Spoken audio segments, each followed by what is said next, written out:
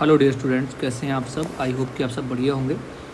आज यार percentage yield के क्वेश्चंस करेंगे और परसेंटेज यील्ड जरा समझेंगे ये होता क्या है। परसेंटेज यील्ड जब हम लोग को किसी की फाइंड करनी है, इसका बहुत सिंपल सा मतलब है कि आप जिसका परसेंटेज यील्ड फाइंड कर रहे हो, इसका बहुत सिंपल सा मतलब ये है कि आपकी एक्सपेक्टेशन क्या थी, आपकी एक्सपेक्टेशन क्या थी। तो दैट मीन्स कि जो भी आपका एक्सपेक्टेड चीज़ थी वो, और एक्चुअल में आपको कितनी चीज़ें मिली इनटू 100। यही बात तो है भाई, किसी की परसेंटेज यील्ड कितनी आ रही है। तो परसेंटेज यील्ड का मतलब कि जो भी आपने एक्सपेक्टेशन की उसके रिस्पेक्ट पे कितना नंबर आपका आया, यही तो परसेंटेज यील्ड है। या मैं ऐसे कहूँ कि थ्योरेटिकली आपने कितना सोचा, जरा देख लेते हैं यार, एक ही बात है ये भी। परसेंटेज यील्ड का मतलब आपने थ्योरेटिकली कितना सोच रखा था यार कि इतने नंबर तो आने चाहिए कम से कम, जरा समझना। इसी बात को फिर हम लोग रिएक्शन में समझेंगे, ठीक है ना। आपने थ्योरेटिकल जो कुछ भी समझा था कि यार इतना थ्योरेटिकली काम होना चाहिए, लेकिन जब आपने उसको किया तो एक्सपेरिमेंटली, जरा समझो यार, एक्सपेरिमेंटल जब आपने किया तो कह रहा आपको कितना फ़ायदा उसका हुआ, यही हम लोग परसेंटेज यील्ड में बात कर रहे हैं। मतलब बहुत सिंपल सी बात है यार। आप सोच के गए थे एग्ज़ाम में, मेरी एक्सपेक्टेशन थी या मैंने थ्योरेटिकली मैंने ऐसा सोच रखा था कि यार इस बार एग्ज़ाम में 100 में 100 नंबर लाऊंगा। तो आपकी जो एक्सपेक्टेशन है वो 100 नंबर की है, फिर एक्चुअल जितने नंबर आए आपके, तो भैया यही तो परसेंटेज यील्ड हम लोग फाइंड कर रहे हैं यार।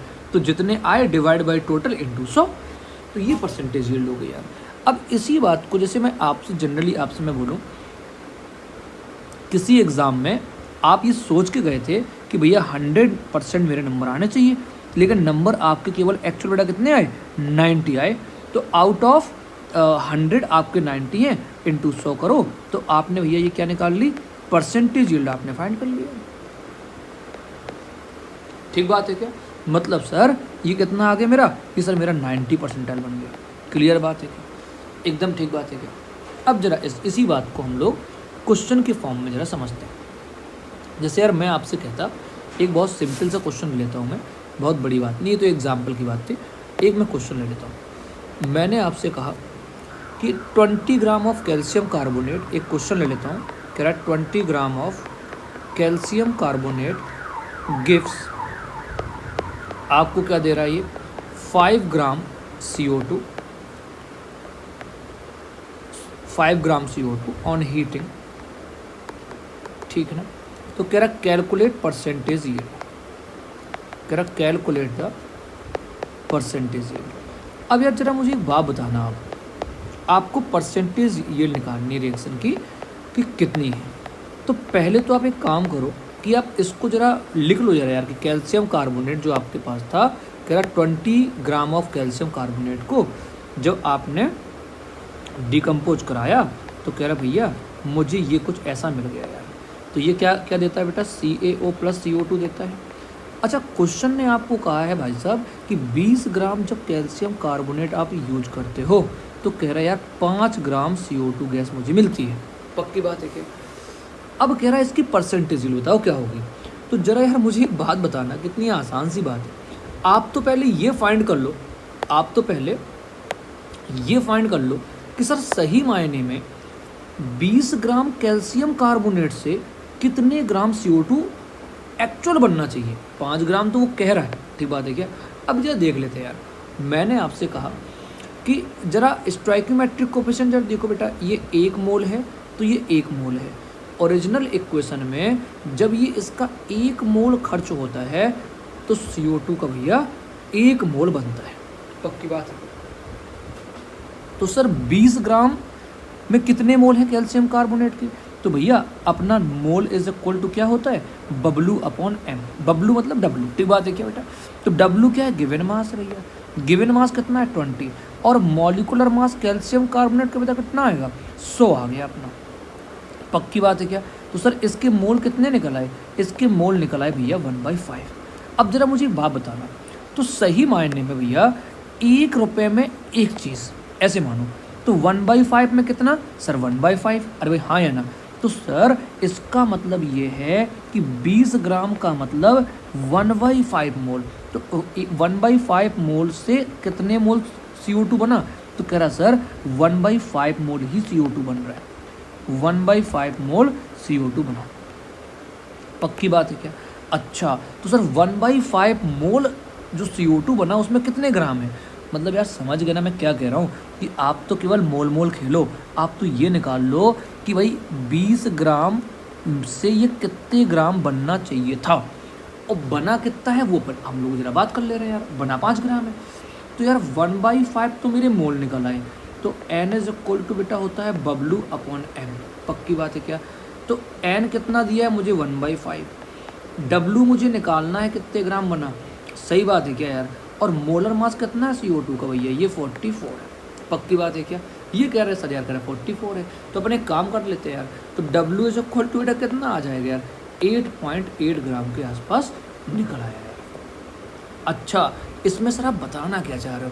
बताना ये चाह रहा हूँ मैं आपको कि भैया मेरे सही मायने में यदि 20 ग्राम आप यूज करते कैल्शियम कार्बोनेट तो इसको 8.8 ग्राम बनना चाहिए था।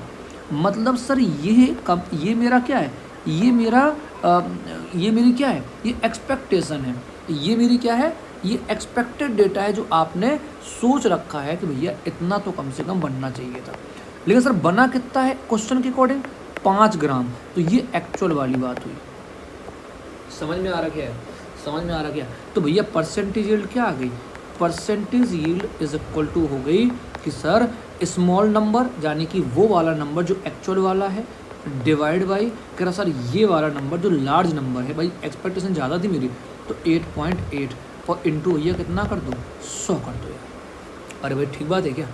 अब बस यही अपनी परसेंटेज यील्ड है और इसमें आप सॉल्व कर दो भैया। 8.8 ये अपना था और अपना ये आंसर आ गया। ठीक बात है क्या? एकदम सही बात है क्या? अब जब आप एक बार बहुत ध्यान से इस बात को समझो कि क्या यही आ रहा है कि नहीं आ रहा है, एक बार समझ लो बहुत बहुत अच्छे से। कोई बहुत टफ बात तो इसमें है ना यार। ठीक है, तो ये कितना परसेंट निकल के आ गया जरा एक बार जल्दी बता दो कितना आ गया यार? तो 56 पॉइंट के आसपास आ जाना चाहिए। कितना बेटा? 56 पॉइंट समथिंग आपका यहाँ से 81 के आसपास यहाँ से निकल आएगा। तो ये इसकी परसेंटेज निकल आएगा। बहुत बढ़िया यार। मैं एक काम करता हूँ यार, जैसे एक क्वेश्चन तो मैंने ये ले लिया, मैं एक क्वेश्चन और ले लेता हूँ। बढ़िया क्वेश्चन लेते हैं और अब थोड़ा क्वेश्चन थोड़ा सा क्वालिटी बढ़ाते हैं। अभी तक क्या था कि रिएक्टेंट साइड में मैंने एक ही चीज़ ली है। अब जब रिएक्टेंट में 2 या 2 से ज़्यादा रिएक्टेंट साइड की चीज़ें गिवन होती हैं तो फिर मुझे लिमिटिंग रीजन भी मुझे फाइंड करना पड़ता है। आओ जरा यार देखते हैं इसको, एक क्वेश्चन और जरा देख लेते हैं। एक क्वेश्चन मैंने जैसे आपसे बोला कि भैया आपसे कह रहा है कि 0.4 मोल PCl5 combines with 1.8 mole H2O। ठीक बात है क्या? 1.8 मोल H2O इसका कंबाइन हो रहा है। If 65.7 gram of HCl is formed, यदि कह रहा इतना HCl बन रहा है, then percentage yield of reaction will be. तो कह रहा भैया मुझे बता दो कि परसेंटेज यील्ड कितनी आ गई। चलो मैं आपको एक बात बताता हूँ यार, अपन को क्या करना है। पहला काम तो ये है, सबसे पहली बात ये है कि आप एक काम करो, इसको पहले तो एक क्वेश्चन को पहले लिख लो यार कि जो अपन को डेटा गिवन है। कह रहा भैया PCl5 क्या है? इसकी PCl5 और वाटर की रिएक्शन हुई है और जल है तो कल है, इसकी रिएक्शन करा दी। कह रहा बन क्या रहा भैया? कह रहा सर HCl बन रहा है, ठीक है ना। और अब देखो ये मतलब रिएक्शन अभी आप समझ जाओगे यार धीरे धीरे कि सब बनाना कैसा होता है। साथ में बेटा क्या बन जाएगा? H3PO4 बन जाएगा यार। ठीक बात है क्या? ये सब कहानी है, ठीक है। ये सब रिएक्शंस आपको धीरे धीरे समझ में आने लगेंगे। सर ये रिएक्शन अपन को आपको कैसे पता कि H3PO4 ही बन रहा है? तो ये कोई कुछ इनऑर्गेनिक केमिस्ट्री की रिएक्शंस होती है जो धीरे धीरे आपको समझ में आएंगी। PCl5 का अभी आपको पूरा फोकस रखना पड़ेगा रिएक्शन वाले में कि अपन को क्वेश्चन कैसे करना होता है, बाकी अभी सब चीज़ें समझ जाओगे आप। PCl5 H2O, HCl और H3P4 आपको ये रिएक्शन में रिएक्टेंट और प्रोडक्ट दिए हुए। पहला काम ये है भैया कि आप इसको बैलेंस करो यार। यदि आप बैलेंस नहीं कर पाओ तो फिर काम गड़बड़ हो जाएगा, क्योंकि मैंने आपको ये बात कई बार ये बात बता रखी है कि जब तक आप इस रिएक्शन को बैलेंस नहीं कर लेते हो तब तक आप क्वेश्चन को आगे सॉल्व नहीं करना है, अदरवाइज आपका आंसर गलत आ जाएगा। तो बैलेंस्ड केमिकल लिखो तो देखो यार, यहाँ यदि मैं 4 लगा दूँ, ठीक है बात है क्या यार, यहाँ आप 5 HCl कर दो, डन है क्या, और देख लो जरा एक बार यार बैलेंस हो गया मेरे ख्याल से, ठीक है ना, फॉस्फोरस, हाँ जस्ट ठीक है ना, बैलेंस है। अच्छा अब आपसे कह रहा भैया 0.4 मोल क्या है PCl5, और पानी कितना है भैया 1.8 मोल कह रहा पानी। ये चीज़ें आपको क्वेश्चन में गिवन है, कह रहा है कि इफ़ इतने ग्राम ऑफ HCl इज फॉर्म्ड। अब HCl बन कितना रहा है यार, जरा रुक जाओ, कह रहा 65.7 ग्राम HCl बन रहा है। अब जरा निकालते हैं यार, ये मुझे मोल दिया है ना, जब जब रिएक्टेंट साइड में 2 या 2 से ज़्यादा चीज़ें गिवन होती हैं तो पहले आपको लिमिटिंग रीजन निकालना पड़ता है, और लिमिटिंग रीजन ही डिसाइड करेगा कि प्रोडक्ट क्या बनना चाहिए। ठीक बात है क्या यार। तो लिमिटिंग रीजन निकालने का तरीका भैया क्या होता है, how to find LR limiting reagent. तो कुछ ना करना सर, जो मोल होते हैं मोल और डिवाइड बाई स्टोइकियोमेट्रिक कोफिशिएंट, और कह रहा उसके कोफिशिएंट से डिवाइड कर दो। अच्छा जरा देख लेते हैं, पहले वाले बेटा मोल कितने हैं 0.4 और डिवाइड बाई इसका स्टोइकियोमेट्रिक कोफिशिएंट कितना है, एक ही तो है, डिवाइड बाई 1, और ये बेटा 1.8 डिवाइड बाई स्टोइकियोमेट्रिक कोफिशिएंट कितना है इसका 4। तो आपने डिवाइड कर लिया यार। जब आप इसको सॉल्व कर रहे होगे तो भैया मेरे ये 0.4 आ गया, और ये बेटा कितना आ गया मेरा 0.45 आ गया ना, ये 0.45 आ गया। तो इन दोनों में से जो वैल्यू स्मॉल होती है, जरा समझो, जब लिमिटिंग रीजन निकालते हैं तो यही कहानी है, इन दोनों में से जो वैल्यू स्मॉल आई है वही मेरा LR होता है, लिमिटिंग रीजन होता है। तो सर ये वाली वैल्यू कैसी है, स्मॉल वैल्यू है एज कम्पेयर टू इस वाली वैल्यू के, तो यही सर मेरा क्या है लिमिटिंग रीजेंट है।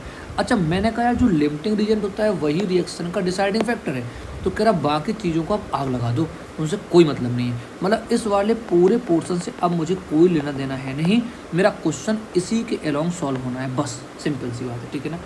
तो अब एक काम करो यार, जब ये 1 मोल खर्च होता है तो सर कह रहा है ये 5 मोल बनता है भाई, क्योंकि अब पानी वाला काम तो खत्म हो गया, मुझे उससे कोई मतलब नहीं है, मेरा लिमिटिंग रीजन मेरा मेन था। जब 1 मोल PCl5 आप खर्च कर ले रहे हो तो 5 मोल HCl कर भैया बन जा रहा है।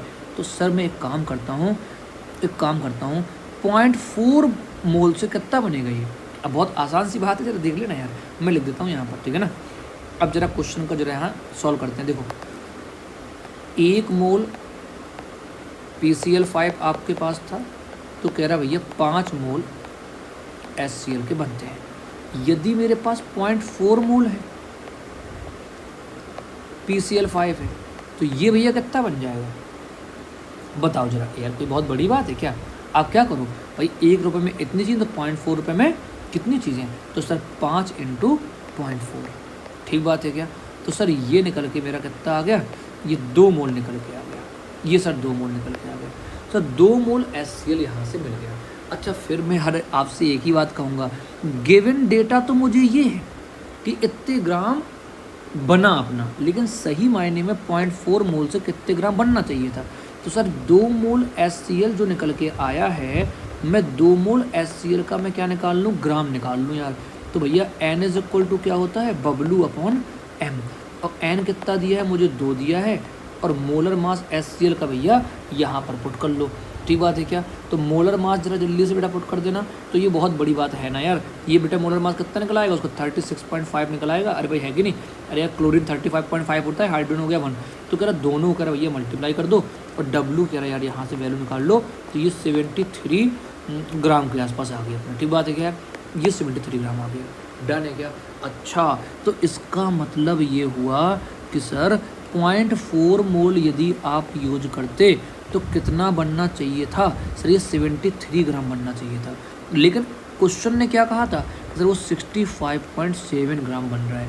इसका मतलब जो इसकी परसेंटेज यील्ड हो गई ना भैया, मेरी जो परसेंटेज यील्ड जो आपके लिए निकल के आई है ना, वो तक क्या निकल के आ गई, ये मेरा एक्सपेक्टेड डेटा है ना यार, कि इतना बनना चाहिए कम से कम, इतने सर नंबर आने चाहिए थे, लेकिन आ कितने रहे थे मेरे, ये मेरे आ रहे थे 7 आ रहे थे, तो यहाँ अपन रख दिया 65.7 और इंटू कितना कर दो भैया, 100 कर दो यार। अब आई होप कि आपको ये बात बहुत बढ़िया से समझ में आ गई होगी। जब आप इसको सॉल्व करोगे तो यार समथिंग आपकी परसेंटेज निकल आएगी। ठीक बात है क्या? आप एक बार चेक कर लेना, 90 के आसपास इसको आ रहा होगा। ठीक बात है क्या यार? ये 90 के आसपास आपका निकल के आ जाएगा। आई होप कि अब आपको ये इतनी सारी बातें क्लियर हो गई हैं कि परसेंटेज यील्ड से क्वेश्चन कैसे सॉल्व किया जाता है, परसेंटेज यील्ड क्या होती है। इसलिए मैंने 2 क्वेश्चन ऐसे लिए, एक बार जहाँ रिएक्टेंट केवल एक चीज़ गिवन थी, एक बार जब रिएक्टेंट साइड में 2 चीज़ें गिवन हो। जब रिएक्टेंट साइड में 2 चीज़ें गिवन हो तो भैया पहला तरीका होता है लिमिटिंग रीजन को फाइंड करना। लिमिटिंग रीजन फाइंड करने के बाद क्वेश्चन को आप थोड़ा सा आगे बढ़िएगा तो आपका आंसर बहुत आसानी से आ जाएगा। आई होप कि इस वीडियो ने आपको परसेंटेज यील्ड बढ़िया से क्लियर कर दिया होगा। Thank you very much. मिलते हैं अगले कॉन्सेप्ट के साथ। Thank you.